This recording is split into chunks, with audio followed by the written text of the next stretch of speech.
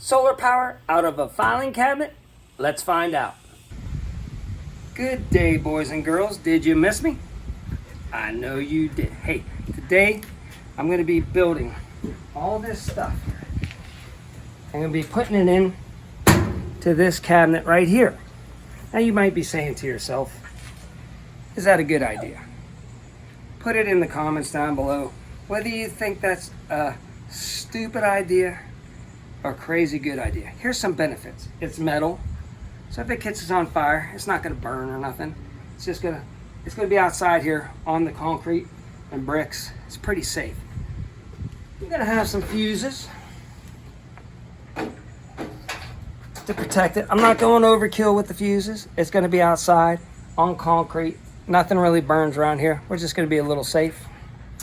But Black Friday, remember Black Friday? About 7 months, maybe 8 months ago. I've been procrastinating this build because I work for a living. I got a little bit of time. I'm going to start on this project. Got a lot of Black Friday deals. Remember the Black Friday deals? I got this 40 amp MPPT charger. This sucker, it has 40 amp MPPT. It also comes with a thermometer, which is a high and low cutoff for temperature. So if it gets below freezing, it won't charge. Even though the batteries have low temp protection. Now, let me talk about these batteries. One of them I got free to demonstrate. I liked it so much, I bought this one for 150 bucks on Black. The insides are really well built, well constructed. They're really good. So I got one of those for 150 bucks. $99 for the 40 amp MPPT. Then I got this Obotech 2000 watt pure sine wave inverter. This thing is awesome. It pure sine wave, nice lugs, well constructed. It even came with a remote panel and a cord. I probably won't be using that on this build, but it can be remotely operated. Got that for 160 bucks. In fact, I think it was a good deal then. I think it's still around there to begin with. And I highly recommend these. I've tested them. I already own one. They're 1500 watt and it works fantastic. I'm in love with it. So, you know, I got all the extra wires, adapters, crimpers, and all the tools to do this in my solar toolbox over here. So we're going to take all this and we're going to put it in this. Is that crazy or is that a good idea? Again, I don't know. Put it in the comments down below whether you think that's dumb or it's a good idea. Now, part of it is I'm going to be able to take these drawers out. I'm going to be able to have the electronic components, and the bottom drawer is going to be the battery components. So I can even break it out and take it in two separate pieces or interchange batteries or do whatever I want. So technically, you know, it's kind of like a solar generator, but if anything goes bad, I just have to replace the parts or the batteries, or I can add more battery bank to it. So it leaves me open. I'm going to build it in here, try it for a while, see if it works out as a good idea. Use it in my beautiful outdoor kitchen. Lovely assistant, show this lovely furniture that I got out here. Any woman would be jealous to have furniture that was free, by the way, along the roadside. This was like 10 bucks. Got it at a garage sale. Plus they gave me like $100 worth of free stuff. They had a free pal. I made out like a banshee on the free pal. So I'm gonna say this is technically free. But it's gonna be my low budget solar generator build. Stay tuned, let's start building this. I don't know if it's gonna be a 1-part or a 2-part segment. Let's get after it. All right, I'm gonna start by removing this plastic piece. I just gotta undo these two bolts right there. We're gonna take this plastic out of here. All right, that was close, boys and girls. That just fit in there. I could probably, it just fits. Now, basically I'd probably be better off with a 24 volt 100 amp battery instead of two 12s for this build. But hey, that's what I got. And I forgot to mention, I'm making a 24 volt system. So that's why the two batteries. I'm gonna make a jump right here. And once I make this jumper, the bottom section, heck, it'll be done. The bottom section was the easy part. All right, I'm gonna start by stripping this little piece for that jumper between the positive and negative for the series connection of my two 12 volt batteries. I want to just cut it enough for that to go in there, so I'm going to cut it back about a 1/2 inch. And I use these Pittsburgh strippers. I got them at Harbor Freight for like $5. Basically, you kind of use the teeth to you don't want to score all the way down to where you're hitting the metal. You just want to score it, and then I'm going to bend the rubber back and forth to strip it. So I'm just going to dig in there a little bit. Once I get it scored with the teeth, I'm going to see if I can't bend it. Okay, a little bit more. A little bit more.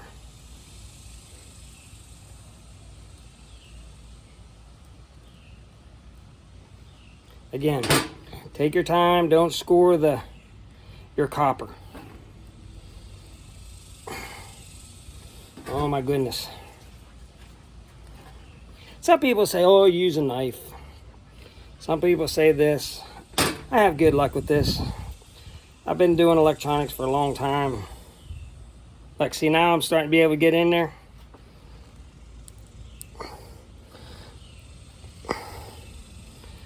Keep on just pulling it until it all separates. There you go. See, got it off, didn't score, didn't cut into any of my brass, coppers. And then basically, just gonna stick this in here like that, right?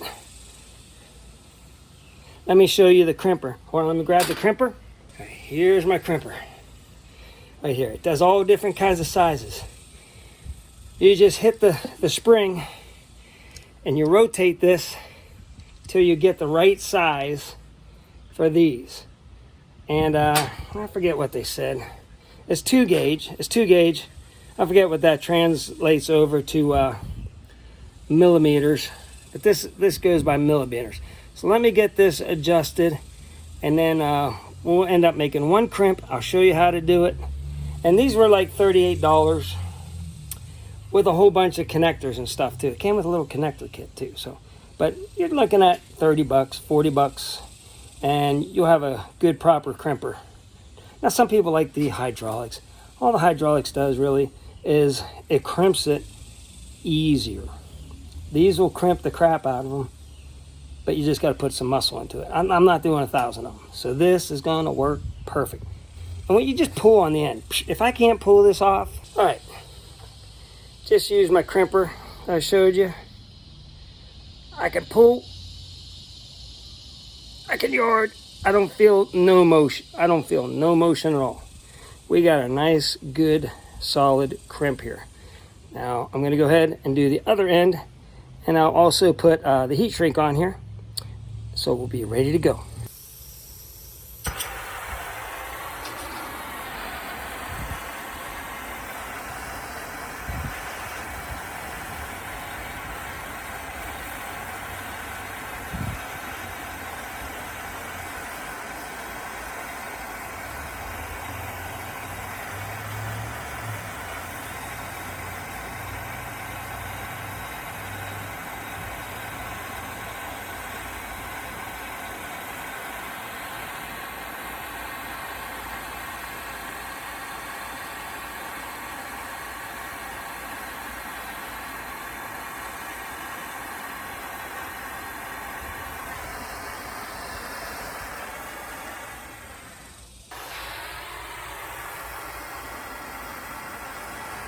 I left a little time because I wanted to hold it on this. So I I'm not grabbing the other end right away. I'm not that stupid.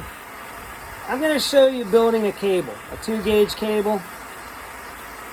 Now I'm not going to show you every 2-gauge cable I build. That would be boring. But if you want to know my techniques, here it is right here. You'll know how I do the rest of the project. This is how I heat shrink.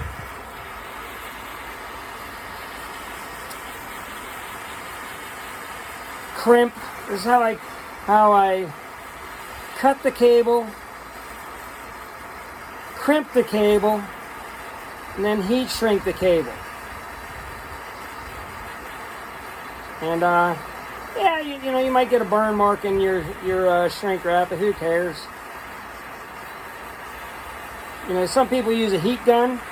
I don't have one right here with me, so I'm just doing it the old-fashioned way with a torch. Is the heat gun better? Probably.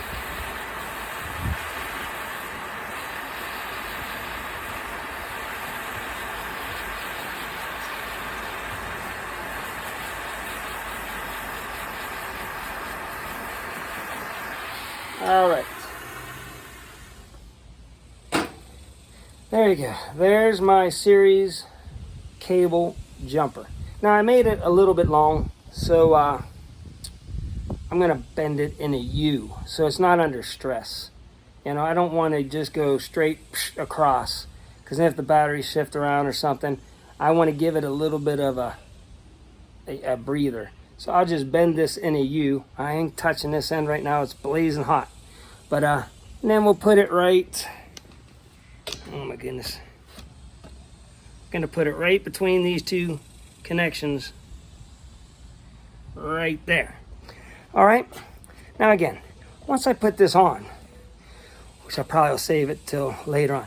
Once I put it on, the whole bottom's built, because I'm going to have wires come down to this, but my bus bars are going to be on the top part. So the only wires, there's going to be 2 wires running down to the bottom part that go from the top, from these bus bars, down to the bottom. So whenever I want to break this apart, all I have to do is do the positive cable, disconnect it first, so I don't short nothing. Disconnect the negative in the back, take that one off. Then I can take the batteries separately from the top part. Does that make any sense? I think it does. But I'll show it all at the end of this video. Again, if you have better ways of doing this, put it in the comments down below. Tell me I'm an idiot. But I've built a couple of these now, and that crimper, they don't heat up. I don't get any, you know, I don't get hot cables. And the other beauty of this being a 24-volt system is it's going to have half the amperage of a 12-volt. So these are 2-gauge wires. Take 2,000, divide it by 24, usually going to be about 26, but let's say 2,000 divided by 24, and that's the most amps that inverter is going to pull. Oh, I wish I had a 3rd grader with me. He would be able to figure that out in an instant. But that's how many amps max I'm going to have going through this 2-gauge wire. Now that I got the bottom done, I'm going to slide that in. And we're going to take they're all different. Some of them have latches on the side, but this one, just FYI, is right here. I got to pull a piece of metal down so that the drawer I'm going to build it with the drawer out of this system, so I'm not working in here. I'm going to leave enough slack so the wires will go down to the batteries. I can either open just the top or just the bottom, and that slack wire is going to be able to let me move and open both doors. If you want to release this drawer, again on this one, it's here and here. You pull the metal down below those nubs, whoosh, the door slides out. Now that I got the batteries mounted in there, I added the cables. I'm not going to cut them to length. I'm just going to leave what lengths I had. I crimped on. I got to heat shrink those yet. Stand by on that. But I want to keep this in case I want to change my mind and I rebuild the system. I'm I'm gonna leave the wires on. The wires are just gonna be coiled in here. It's not gonna hurt nothing. I'm gonna take my bus bar here. I'm gonna take my drill through here and use some nuts. I'm gonna mount this and then the positive one right over here. Let's get after that. I've got the assistant here. She's keeping a good eye on it. Dottie. All right, let's get back to where you. That's my assistant. She's Dottie. You having a good day? You gonna give me a paw? Gonna give me a paw? Yeah. She's a good pup. And if you don't like puppies, well, you shouldn't be watching my channel. Let's keep on working. I got sidetracked by the pretty pup. It wants to go for a walk. Do you want to go for a walk, Dottie? You want to go for a walk? Yeah, you do. Okay. Hold on. We'll get your walk in a second. All right. I got the top box complete. Let's go over everything here. We've got the 2,000 watt. I failed to mention 24 volt, but 2,000 watt, 24 volt, Obotech. And I looked it up again. The 24 volt one is going for 170 right now, which is still one heck of a deal for a really good product. The HQST 40 amp MPPT charger with thermometer, thermostat, low temperature, high temperature cutoff, and Bluetooth, all for 99 bucks. It's a really good product. Customer service, but it's a really good product. Like, they don't like you to know, but HQST is part of Renogy last time I checked, so whatever. That's a whole nother story. Okay, we got 2 gauge wire for everything. Now, I got 2,000, but I'm only going to be pulling 1,500 watts. I might pull 2,000 someday, but 700 watts to 1,500 watts. So I wanted to oversize just a little bit. So this can handle it for sure. I've got the 200 amp cutoff, which is, I'm only going to be using 100 amp, but these T-Tocus brands are really good. I like to oversize them, and I like the 3/4 inch lugs. That's why I get them. But I just wanted a cutoff. You hit this button, cuts it off. I've got the PV out to my solar panels. I've got a fuse here that I can cut my solar coming in. 250 amp rated bus bars. They might even say 200, but they're nickel plated brass. I wouldn't go very much over 100. I want to go over 100 amps with these, which I am not going to go over 100 amps. Okay, got the 2 wires coming here. They go to the bus bars for the MPPT charger, to the batteries, to these lugs. So I've got 2, I believe it's either 8 gauge. I believe it's 8 gauge or 6 gauge. It's probably, I think it's 6 gauge wires for the 40 amp from the charger. And yeah, my 2 wires coming to the bus bar.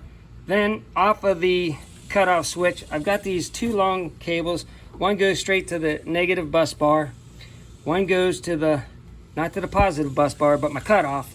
And this long cable here is going to go down through this hole and go to the batteries that are in there. And what basically, I'm going to cut a lot of slack. So the slack's going to ride in this trough over here. So I can open up the drawers, both, either this one open, or both, and make these wires. I'll cut them to length once I put that back in. I just wanted to show you this before I put it back in the drawer. And these are going to come whenever the drawer is backed all the way to the back here. I cut this perfect square. Nah, it's just cut. I was trying to use my hole saw, but it's wood. It wouldn't burn through it. So I just took the grinder and ground this out. Those wires are just going to come out the back here. And I got them electric taped for protection. Also the wires that are dropping through the hole here, electric tape. Maybe later on I'll get some kind of other protection for this, but it's not like I'm going to be opening and shutting this 100 times. So for now, that'll be good enough. Oh, I've got to add the 110 plugs. I've got those. Got to add the 110 plugs on the front. That'll be over here. That'll just plug in to my inverter over there. So once I get that done, then the top will be finished. I just wanted to show you this. I'm going to go ahead and rack it in the drawer, and then I'll be right back with you. Alrighty, boys and girls, I went ahead, equalized both batteries, fully charged them. They're equalized. I've got the serial cable put in. I've got the negative already put on. I can slide it out and show you, whatever. You get the point. Now, it's down to throwing on the last wire to get power to the inverter and the solar charger coming down to here. Now, since this is the first time hooking it up, I'm going to go ahead and use one of these resistors here. Look at the rating there. 25 watt, 30 ohm. I'm going to touch this here and touch the other lead to the top of that for about like 10 seconds just to charge up the capacitors. And don't be fooled. If you don't do this, you could possibly blow the fuses in your inverter, because there's big capacitors in there that if it comes shipped with you and they're not fully charged, or somehow the negative and the positive got contacted together on your inverter, then it could massively spark weld, you know, put a pit in your stuff, or possibly hurt your inverter. And yeah, you might be replacing fuses. It's happened to me, so don't think it doesn't happen. You would think there'd be safety, you know, things in there for this not to happen, but it can happen. So don't blame the manufacturer. You've been forewarned. You must do this first. So I'm going to go ahead and touch this, charge the capacitors in there, and I'll be right back with you. All right, as you can see, I'm showing 26.9 volts on the MPPT charger. Let's go ahead and fire up the inverter. First time ever. It's never ran before. And we're showing 26.8 volts, about the same thing. And 0 watts right now being used. It's draining the battery. Just being on, people. Just being on. This will drain like 7 watts. I'll have to check that out. I'll get my amp meter and I'll tell you what the draw is with this on. But so far, looks like everything's working. So there we go. I already had flicked that breaker on before I put this cable on. And I haven't turned on the breakers for a hooked up solar. It's not a very good solar day today, but we'll make some power. I'm going to go ahead and make those cables, M4 solar panel cables. I'll be making those next. But for now, we are looking good. I will also show you the MPPT charger is Bluetooth, and I'll go over. Right now it's in automatic, I'm sure. So I'll make sure that with the Bluetooth app, we are all good to go. But so far this project, oh, and I'm gonna have to put my outlets right here and hook them in to my inverter. So I'm gonna cut a hole, put 4 outlets here, plug it into the, I think this is about like a 30 amp rating. Not that I'll be using this. I'm just gonna be setting a microwave and George Foreman microwave and my convection oven. None of it's going to take over 1500 watts. I'm not going to be using them all at the same time. So the 2000 watt, I got 500 watts to spare. Those I just bought. I don't know why I have them up here. And of course my trusty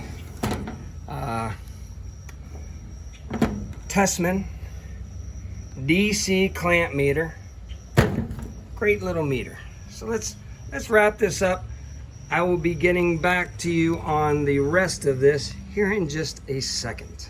All right, I highly recommend you get the correct crimpers for these M4 solar connectors.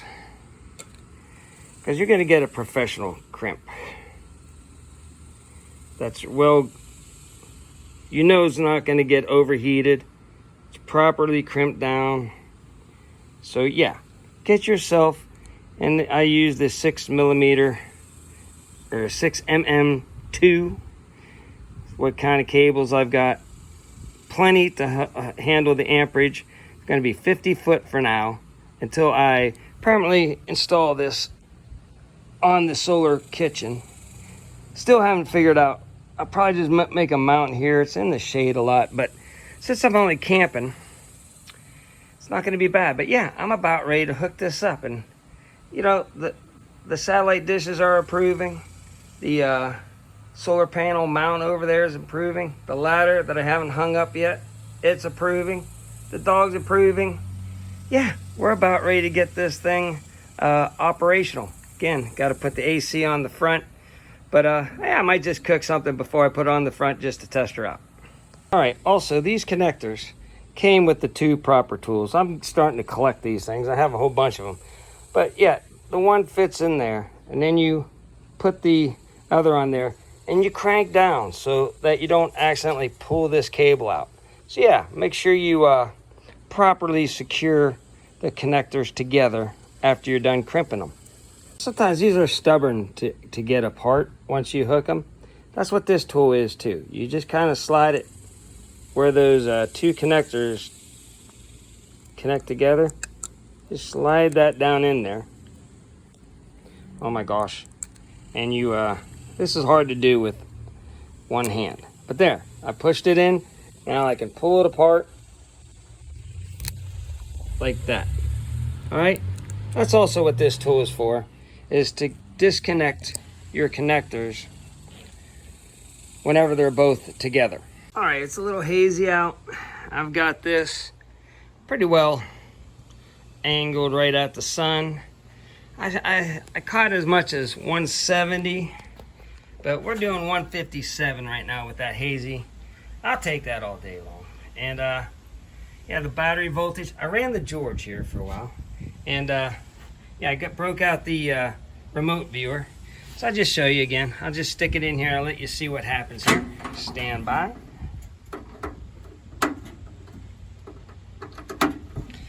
All right, we're plugged in. George is ramping up here. It draws like 700 something. Whoop. Don't know what that was. It says 700 down here. And yeah, I don't know why it lost comms. We'll just have to give that a second. But there we go. It just takes it a second maybe to catch back up. But we're looking at 25.7 volts. Let's see, 26.2, 25. That is about a 0.3 difference between what the inverter's saying and what that's saying. And as you can see, I have the front panels on that. But now we're charging around 140 watts.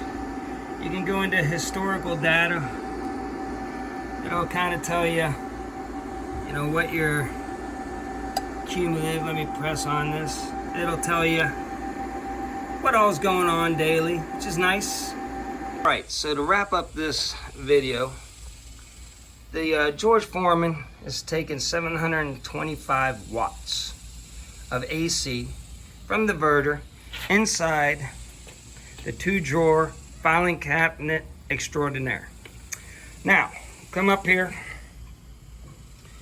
We can see I've been running it for a little bit to bring down the battery. Right now we're getting 286 watts out of my 400 watt panel that I got on the marketplace. Dirt cheap. Now, I got 2 of them for 200 bucks. I could have got a better deal, but I got these back whenever prices were still kind of up there. But heck, 100 bucks for 400 watts of solar ain't bad at all. And I've got another one. Now, with this system, I could put 2 of these in line, in series, run them back, because I can put up to 100 volts into this it'll be 80 volts into my inverter system. Here, let me open this up here. Into my inverter. And then I got my charger right there. My inverter. I do have the remote for this, so you can power it on without having to open up the drawer. But I like to run it with the drawer open anyways, if it's not raining or anything. But I might put that right here or down here. Maybe add some DC, like a cigarette plug and some USB chargers. Totally not necessary for what I'm using this for. But yeah, I got the George going. Oh my gosh, it always goes into sleep mode. Hold on a second. Can't let you see my code there. Of course, it drops. Connected. All right, we're back. Give this a second. Yeah, I had 320 watts earlier whenever I was pointing the panels. I'll take that all day long. Now, all this being said, I've got the HQ-ST 40 amp charge controller. Now, just wanted to show you how I like to set mine up. You don't have to copy. You can just do the typical instead of user mode. Here, let's confirm. I could switch this to, oh, it's still locked.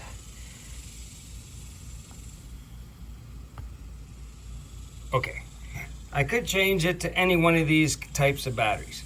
And lithium would be fine. I like a little bit of different. I don't like to charge mine all the way up. So I go into user mode. We'll just go over 24 volts locked in. DC load manual, that's just the load output of the 20 amp DC output of it. Not worried about that either. But let's go through it. Equalization charge, 28.4. Boost charge, 28.4. Float charge, I back it all the way down to 27 because I don't want to float my lithium battery, so I put it down to 27. Boost charge recovery voltage, over discharge recovery voltage, over discharge voltage. I already showed you that. But here's the deal. I don't need equalization. I don't have fluid batteries. Oh my gosh. So I have it at 0 minutes. I don't want it to equalize. Equalize charge interval, set that to 0 days. So I'm not equalizing at all. The float voltage I set down low to 27. Where is it? Right there. 27 volts for the float because I don't want it to float. So really, it might put 1 watt in there, but that's nothing really. Yeah, I'm just gonna sit back. I'll turn it this way. Oh no, I won't. Let's just look at it this way. You can pause the screen, but that way the boost, oh yeah, the boost charge time, 10 minutes instead of 120 minutes. Oh my goodness, it's 10 minutes instead of 120 minutes. That's because I don't need it to be all the way up full charge. 95% on my batteries, 95%, it's gonna work fine. Let's go back, let's see how we're doing here. Now, again, we're taking in 289 watts off the sun. And this George will start kicking on and kicking off. It's at 720 watts. So, technically, it's only running at about 400 watts because I'm subtracting 300 watts from the solar panel. Like I said, if I added another solar panel, heck, I'd only be taking 100 watts to cook. But let's say I'm done. I'd unplug the George. That's good. And you know, we're taking in 291 watts. It's not going to take long to get back up to my voltage. It'll get all the way up to like 28.2. go into boost mode for 10 minutes, then stop charging the batteries, and I'll be ready to cook the next meal. I just want to thank you for joining me. I know this was a long one. Can you put a system in a filing cabinet? Absolutely. Now, if I had like a 24 volt battery, 100 amp, so there's only one battery in there, don't have to worry about them getting out of balance, I'll keep an eye on it. It's not like I'm running this system 24/7. I'll keep an eye, make sure they stay balanced up. But yeah, so I don't know, if anybody wants to sponsor me a 24 volt battery, 100 ampere, to replace the two batteries in here. But Sycon, gotta love Sycon. They're a cheap battery, but they're good. They're constructed good inside. I'll only be maxing out the output of these at maybe 80 amps. Even that, I don't even think that much. I'm trying to think. 1500 divided by 25 volts would be whatever that is. Go ask a third grader to figure that out for you. But that 2 gauge wire for all that. I'm gonna be fine. I'm gonna start cooking out here. Boy, the wife's not happy. I told her, you need to come out here and make me coffee in the morning instead of in the nice kitchen inside. And she said, yeah, no, I'm not doing that. So, well, you can come out here. I've got a convection oven that I picked up free on the side of the road. I got a microwave that I picked up free on the side of the road. I can just sit out here and cook, keep the heat out here. But the granddaughter and the wife, they'll have none of it. Well, in conclusion, God bless you all. Boys and girls, have a great day. And yeah, have some fun with solar. Start figuring it out. One day, you might need it. I'll be ready to cook if the power goes out this winter because of an ice storm. I can cook. I'll be able to keep the refrigerators going with this. I'll add another panel out there. I'll have, say, 600 watts coming in. The refrigerator takes 200 watts whenever it's running. The freezer takes 100 watts whenever it's running. And the fan up in the air conditioner, not the fan for not the air, the gas heater takes about 400 watts, 300 to 400 watts to keep it running. It kicks on, kicks off. Refrigerator kicks on, kicks off. The freezer kicks on, kicks off. This one system should keep me going as long as it's a sunny day. That's another story for another day. Take it easy.